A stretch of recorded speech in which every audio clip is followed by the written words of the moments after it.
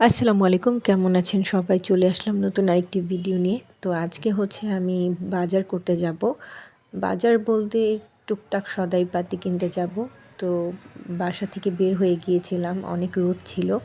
আর যেহেতু শুক্রবারের দিন বাসার সামনে অনেক ভ্যান বসেছে, খাবার দাবারের ফল ফ্রুট সব কিছুই থাকে। নামাজ শেষে তো সবাই কেনাকাটা করে, তো যার কারণে হচ্ছে এখানে তো এমনিতেই বাজার মেলে, তো প্রত্যেকটা রোডে একটা একটা করে মানে ভ্যান 2-3টা করে পাওয়া যায়। তো যে কারণে হচ্ছে মাছ থেকে শুরু করে মুরগি, শাকসবজি কোনো কিছু সমস্যা হয় না।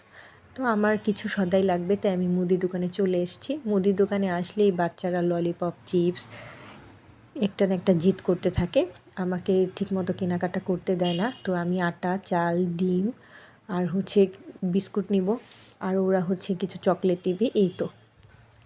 আর আমার আলু শেষ হয়ে গিয়েছে, সব কিছু মিলে। আর এমনিতে বাসায় ফুলকপি সবজি আছে, আমি আর আজকে কোনো কিছুই নিব না।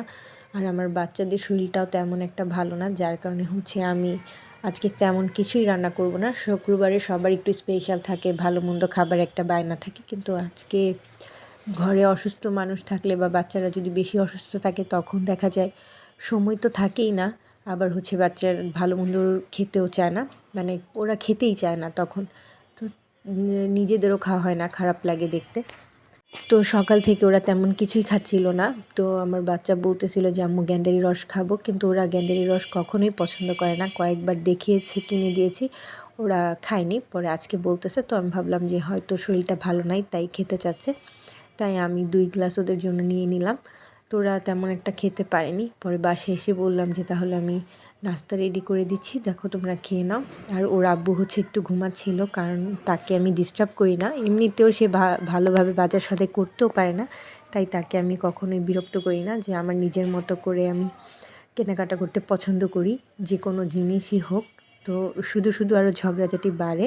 সবাই বলে যে তুমি 2 বাচ্চা নিয়ে বাজার কেন করো, ভালো দেখা যায় না, অনেকে অনেক কথা বলে। কিন্তু আমি চিন্তা করি যে ও বাজার করবে, ভুলভাল আনবে, আমি চিল্লাচিল্লি করব, এতে আরও মানে ঝগড়াঝাটি হবে, সমস্যা বাড়বে। তো যার কারণে হচ্ছে আমি নিজে নিজেই বাজার করার চেষ্টা করি। বাচ্চাদের একটু ঘোরা হয়, আবার হচ্ছে বাজার সদাইও হয়, যদি অনেক কষ্ট হয়ে যায়।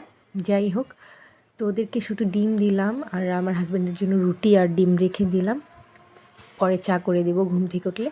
তো এই যে আমি একদম অল্প বাজার করি, কারণ হচ্ছে ওদের নিয়ে যখন আমি বের হই তখন আমি একদম অল্প, যেটা প্রয়োজনীয় ঠিক অতটুকুই করি। আর হচ্ছে একটা মুদি দোকান আছে, সেখানে ভাইয়াটা অনেক ভালো, তার 2টা কর্মচারী থাকে। যখন আমি বেশি কেনাকাটা করি তখন সে পাঠিয়ে দেয়, কিন্তু আমি একদম বাসার নিচের দোকানে গিয়েছিলাম, তো তাদের কর্মচারীকে তারা কখনোই পাঠায় না, আর তারা আমাকে তেমনভাবে চেনেও না। আর যেই দোকান থেকে আমি সবসময় কেনাকাটা করি তারা চেনে, তো বলতেই হয় না, দিয়ে দেয়। তো এই বাজার সদাইগুলো গুছিয়ে নিচ্ছি। আসলে কিছু কিছু মানুষের মানবতাটা একটু বেশি থাকে, যার কারণে তারা বলে যে কষ্ট হবে, সেধেই কর্মচারী পাঠিয়ে দেয়। আর অনেকে দেখা যায় যে দেখে 2-3টা কর্মচারী দোকানে থাকলেও আসলে মানে মানে কিছুই বলে না। তো যাই হোক, তারা হচ্ছে তাদের কেনা বেচার জন্য কর্মচারী রাখে, মানুষের জন্য অনেক সময় দেয়, অনেক সময় দেয় না, আর আমি বলিও নি। তো এই বিস্কুটটা আজকে নিয়ে আসলাম, বিস্কুটটা দেখে খেতে ইচ্ছে করছিল, ছোটোবেলায় খেতাম। আর এই যে 1 কেজি চাল ছিল, তাও আমি অল্প করে নিয়ে নিলাম।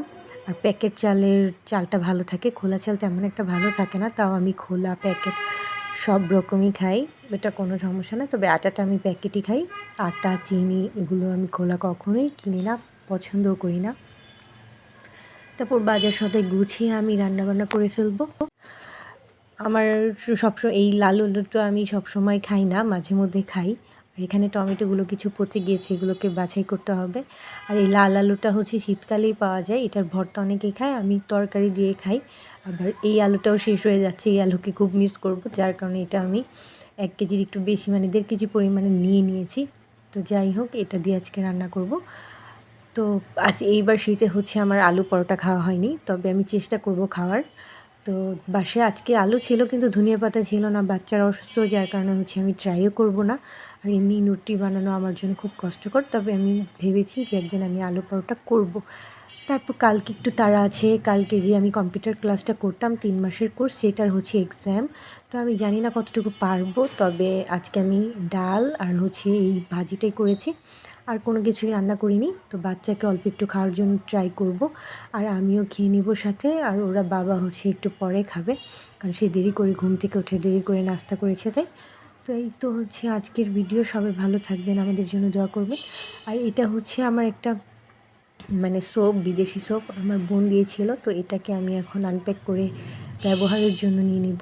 এটা হচ্ছে জাপানের কাউ ব্র্যান্ডের একটা সোপ, খুবই ভালো, স্মেলটা খুব দারুণ ছিল। সবাই ভালো থাকবেন, আল্লাহ হাফেজ।